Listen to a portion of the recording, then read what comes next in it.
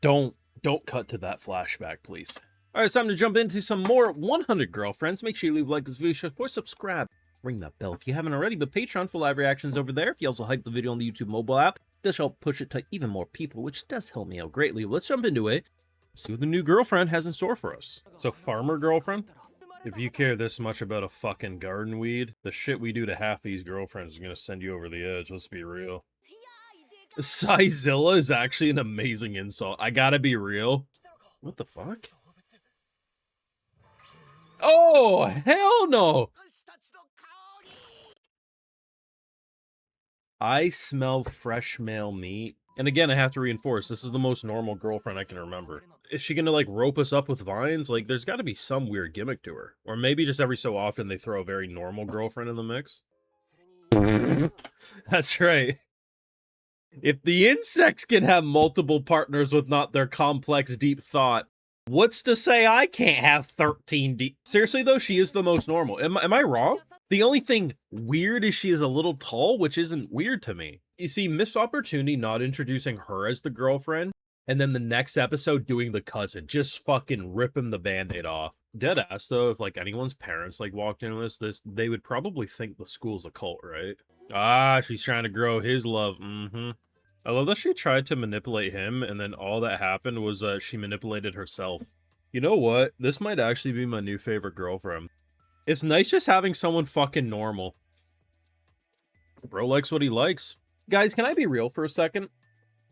Hell might have frozen over. Because something has happened in the 100 Girlfriends that I never thought we'd see. The entire episode, I'm thinking, I know how this show works. If I'm saying this seems pretty chill, pretty normal, Godzilla's gonna pop up, right? Like, something really weird and stupid will... Yeah, Yamame is, normal. Let's be completely honest. What is weird about her? Nothing. Like, she's taller than pretty much everyone else around her. I wouldn't say that's weird. That's just, you're tall. And she's more of a countryside, kind of country bumpkin style character. But she's not weird. I wouldn't even say she's quirky. She just really likes gardening. If anything, I think she's too good for this harem. It only took 14 fucking girlfriends, but we finally have a girlfriend. Maybe it'll change in the future. Maybe it'll be an arc that truly turns her into a degenerate. But we had an entire episode that was actually pretty normal, even with everyone else associated. There was a couple weird shit. Vice Principal, Hahari, you know, there was some weird shit, I'm not gonna lie. But in general, it was a pretty normal episode, and it's because of her. Maybe she can fix them. Maybe she is the girl who says, I can change them. But seriously, guys, every time this motherfucker comes home, he's like a person who comes home with a stray every other day, right? And it gets weirder and weirder as it goes on. Yet this time, she's normal. Now, I'm sure Yamame is not the standout girlfriend for most people, right? Because she is the most normal and chill. But she deadass is my favorite girlfriend now. I didn't know I was waiting for something like this. I think girlfriend 3 to 4 onwards, I gave up on any sort of normalcy. Well, she's pretty fucking normal. And honestly, her little, you know, self-esteem issue, it makes sense. It's based on something that many people go through, whether if you're too short or too tall. The concept of her being like, no one's gonna date me because any type of interest I had, you know, people are like, I'm not gonna date someone that tall, and that's a thing. Like, a lot of guys have, you know, their egos are fragile because if the girl's too tall, right? We call those people pussies. But the fact that, you know, when everyone else is getting their smooches, she tries to run away because she doesn't want to have to bend over, so then they all get tall with it, right? This guy's honest. There ain't nothing that he wouldn't do. That's why I'm waiting for the pegging girlfriend, because you know that has to happen at some point. Bro likes some tall, bro likes some short. Bro likes some family. 100 Degenerates continues. I feel like it's a fever dream. I think... I can't believe it, right? Like, there's no way we have anything normal. And I'm sure there'll be someone who'll be like, no, but she isn't normal, she's tall. And if that's actually something that seems weird to you, you're shallow as fuck. I could maybe understand the argument if she was fucking so tall she was cutting off screen. And I almost wonder if the mangaka was like almost considering making her 12 feet tall, but we're like, that's a little much. Because what is she, 6.5, 7 feet tall? She'd be fucking worshipped as an Amazonian goddess. Depending on the place. I mean, I think this is important. There's only one missed opportunity when it came to this whole dynamic, right? We should have kickstarted the season with this episode. Correction, I think episode 2 should have been this episode. Because I think episode 1's perfect with how they broke the fourth wall, they skipped chapters, they did it all messy. I thought that was great. If we would have had a completely normal episode 2, myself and everyone else included would have been like, damn, I guess the show lost its edge. But I would have been like, hey, some normalcy. And then episode 3 comes out and it's the fucking cousin. Boom! Just fucking slap us silly. Either way, though, this is currently the best season of 100 Girlfriends. We go from the most worst girlfriend possible to the most normal girlfriend possible. That means one of two things. The next girlfriend after this is going to be into like necrophilia or something. It's going to be something diabolical. Or potentially they're just going to corrupt her. I hope they don't, though. I hope they keep her pretty normal.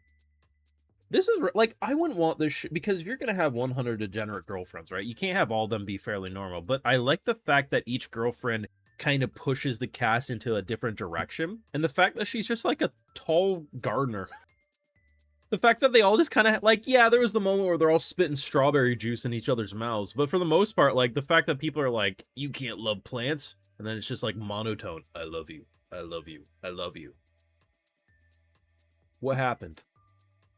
What was in the water this week? Is she too good for this harem? I'm starting to think so. And you can't deny, this kind of feels cultish, right?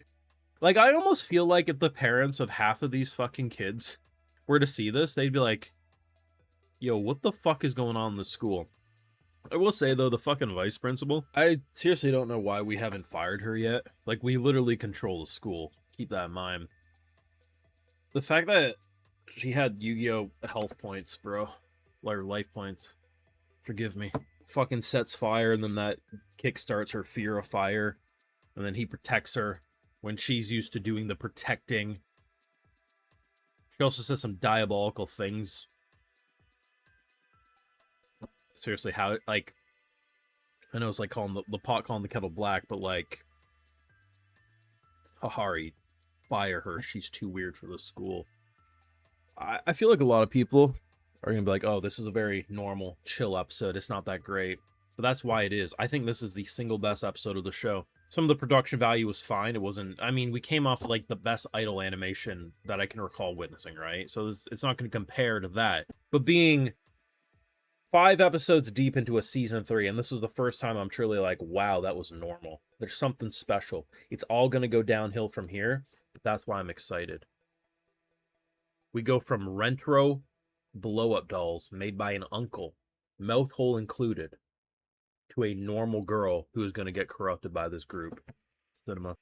Your thoughts? What did you think of this week's episode of 100 Girlfriends? I'm sure many people will call it mid, but that's what separates me from the casuals. I know what peak looks like, and that be peak.